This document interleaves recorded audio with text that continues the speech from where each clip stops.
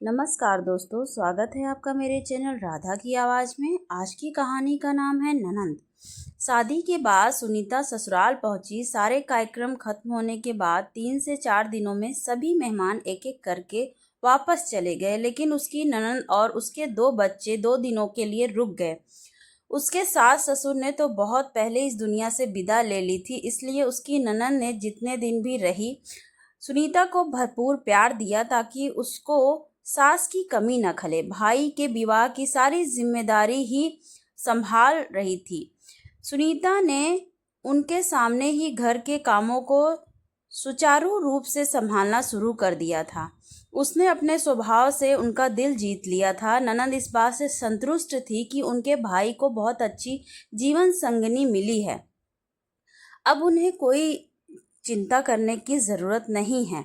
विदा लेते समय ननंद ने सुनीता को गले लगाते हुए कहा, मेरा भाई दिल का बहुत अच्छा है, तुझे कभी कोई तकलीफ नहीं होने देगा। तू उसका ध्यान रखना और कभी भी मुझसे कोई सलाह लेनी हो तो संकोच नहीं करना। मैं आती रहूँगी। दिल्ली से सहारनपुर दूर ही कितना है। दीदी आप परेशान मत होइए, मैं इनका ध्यान रखूंगी। सुनीता ने झुककर उनके पैर छुए। उसकी ननंद तो ऑटो में बैठ गई, लेकिन बच्चे खड़े ही रहे। सुनीता ने उनसे कहा, जाओ मम्मा के साथ बैठो। नहीं, अब तो तुम आ गई हो, इसलिए ये यहीं रहेंगे। ननंद आगे कुछ और कहते कहते जैसे रुक सी गई। सुनीता यह सुनकर अवाक रह गई। अभी विवाह को दिन ही कितने हुए हैं, इसलिए कोई भी सवाल करना उसे ठीक नहीं लगा। उसके जाने के बाद उसके दिमाग में सवालों ने उमाड़ शुरू कर दी थी। कहीं दीदी इसलिए तो मुझ पर इतना स्नेह नहीं उड़ेर रही थी कि अपने बच्चों की जिम्मेदारी मुझ पर डालकर आज़ाद होना चाहती थी।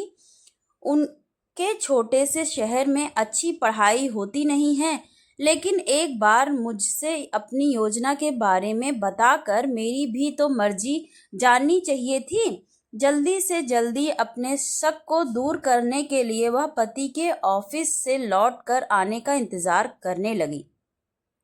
सुंदर के आते ही उसने उसे चाय दी। थोड़े से रिलैक्स होते ही यह सोचकर कि उसे यह न लगे कि उसकी बहन के बच्चे रखने में उसे आपत्ति है, उसने धीरे से पूछा, दीदी के बच्चे यहीं रहेंगे क्या? दीदी के नहीं, वे मेरे ही बच्चे हैं। पत्नी की मृत्यु के बाद दोनों बच्चों को अपने पास रखकर उन्होंने ही उनको पाला है। तुम्हें तो क्या तुम शादीशुदा हो? तुमने हमें पहले क्यों नहीं बताया? हमें धोखा दिया। अपने पति की बात पूरी होने से पहले ही वह लगभग चीखती हुई बोली।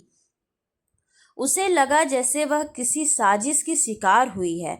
इस स्थिति के लिए वह बिल्कुल तैयार नहीं थी। सुंदर भौचक सा थोड़ी देर तक उसकी तरफ देखता रहा, फिर धीरे से बोला, मैंने तुम्हारे भाई से सब कुछ बता दिया था। उन्होंने तुम्हें नहीं बताया?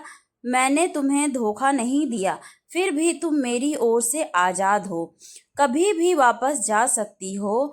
अब चौंकने की बारी उसकी थी। तो क्या मेरे अपने भाई ने मुझे छला है? उसको लगा उसके माथे की सारी नसें फट जाएंगी।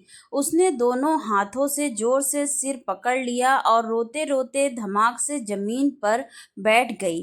कहने सुनने को अब बचा ही क्या था। उसके सारे सपने जैसे टूट कर बिखर गए थे। शरीर से जैसे किसी ने सारी शक्ति निचोड़ ली हो।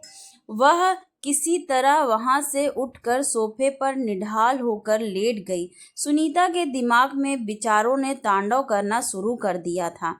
अतीत की यादों की बदली घुमड़ घुमड़ कर बरसने लगी। उसके पिता तो बहुत पहले ही चले गए थे। उसकी माँ ने ही उसे और उसके भाई को नौकरी करके पढ़ाया लिखाया। जब वह कॉलेज में पढ़ती थी, उसके भविष्य के सपने बुनने के दिन थे, तभी अचानक हार्ट अटैक से माँ की मृत्यु हो गई। भाई उससे 5 साल बड़ा था, इसलिए उसका विवाह माँ के सामने ही हो गया था। माँ के जाने के बाद भाई भाभी का उसके प्रति व्यवहार बिल्कुल बदल गया था। वह उसे बोझ समझने लगे थे। ग्रेजुएशन के बाद उसकी पढ़ाई पर भी उन्होंने रोक लगा दी थी। भाभी भी ऑफिस जाती थी। सुनीता सुबह से शाम तक घर के सारे काम में जुटी रहती थी। उसके विवाह के लिए कई बार प्रस्ताव आए, लेकिन अभी जल्दी क्या है कहकर भाई भाभी ने टाल दिया। मुफ्त की नौकरानी जो मिली हुई थी, इसी बीच उसके 2 बच्चे हो गए थे। जब पानी सिर से गुजरने लगा और रिश्तेदारों ने उन्हें टोकना शुरू कर दिया, तो उन्होंने उसकी शादी के बारे में सोचना शुरू किया, जिसकी परिणति इस रिश्ते से हुई। जिस उम्र की वह थी, उसमें बिना खर्च के इससे अच्छा रिश्ता क्या हो सकता था। उसका मन भाई भाभी के लिए घृणा से भर गया। अचानक सुंदर को सामने खड़ा देखकर उसके विचारों को झटका लगा। सुंदर ने उसके पास बैठते हुए कहा, तुम्हारे साथ जो भी हुआ बहुत बुरा हुआ, लेकिन दुखी होने से बीता वक्त वापस नहीं आएगा। अभी उठो और शांत मन से इसका हल सोचो। तुम जो कहोगी वही होगा। तब तक तुम मेरी मेहमान हो। तुम कहोगी तो मैं तुम्हारे भाई के पास छोड़ आऊँगा। भाई के पास जाकर क्या होगा? यदि उन्हें मेरी खुशी की परवाह होती तो ऐसे करते ही क्यों? मुझे नहीं जाना उनके पास। वह बुदबुदाई और आंखों से आंसू पोंछकर घर के काम में लग गई। अगले दिन सुबह सुबह उसकी ननद का फोन आया। सुनीता समझ गई कि कल की घटना के बारे में वह सब जान चुकी हैं, इसलिए उसका फोन आया है। उधर से आवाज आई, सुनीता बेटा, हमने तुम्हारे भाई से कुछ भी नहीं छुपाया था। फिर भी यदि तुम्हें बच्चों से समस्या है तो वह पहले की तरह मेरे पास ही रहेंगे, लेकिन मेरे भाई को मत छोड़ना।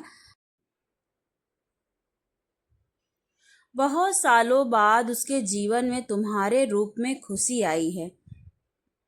बड़ी मुश्किल से विवाह के लिए राजी हुआ था। वह भरे गले से बोली, जी।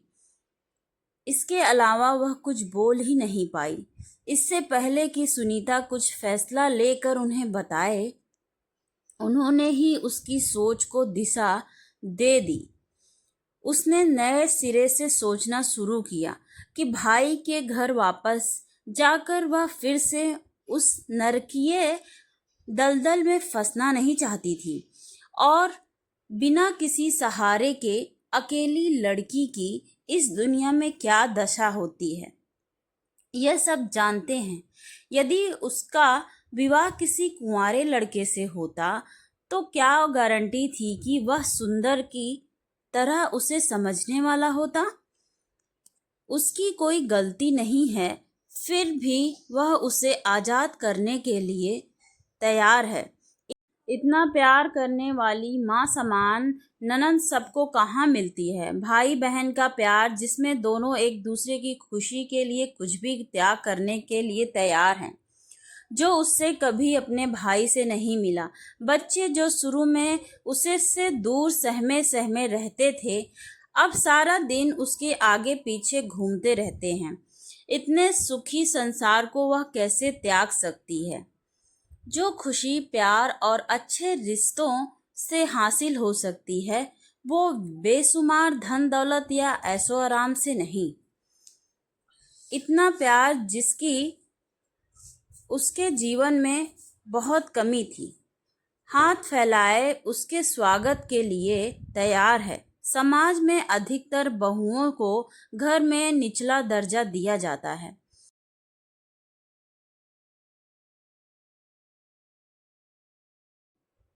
वहाँ एक लड़की को विवाह के बाद इतना प्यार और मान सम्मान मिल जाए तो उसे और क्या चाहिए। उसे अपने समय से समझौता कर लेने में ही भलाई लगी। शक व चिंता की स्थिति से वह उबर चुकी थी। आत्मसंतुष्टि के लिए उसने दोनों बच्चों को अपने पास बुलाया और पूछा, बेटा, मैं जा रही हूँ, तुम दोनों पहले की तरह अपनी बुआ के साथ रहोगे ना? नहीं नहीं, वहाँ पापा नहीं रह सकते ना, हमें आप दोनों के साथ रहना है। आप हमें छोड़कर मत जाइए ना प्लीज़, आप हमें बहुत अच्छी लगती हैं। इतना कहकर दोनों सुबकने लगे। सुनीता ने दोनों को गले से लगा लिया। उसका दिल भी भर आया। इतना तो उसे कभी उसके भतीजों ने महत्व नहीं दिया था, जिसको उसने वर्षों तक प्यार दुलार दिया था। सुनीता ने अपनी ननंद को अपने फैसले से अवगत कराने के लिए फ़ोन मिलाया और बोली, दीदी, मैं यहीं रहूँगी, कहीं नहीं जाऊँगी, दोनों बच्चे भी मेरे साथ रहेंगे। अभी उसकी बात पूरी भी नहीं हुई थी कि उसकी नज़र पीछे खड़े सुंदर पर पड़ी, जो उसकी बात सुनकर मुस्कुरा रहा था। आंखें चार होने पर वह नवयौवना सी शर्मा गई, भूल गई कि वह अपनी ननंद से बात कर रही थी। धन्यवाद दोस्तों, ये छोटी सी स्टोरी पसंद आई हो तो प्लीज़ लाइक, सब्सक्राइब, शेयर ज़रूर करें। Thank you so much for watching.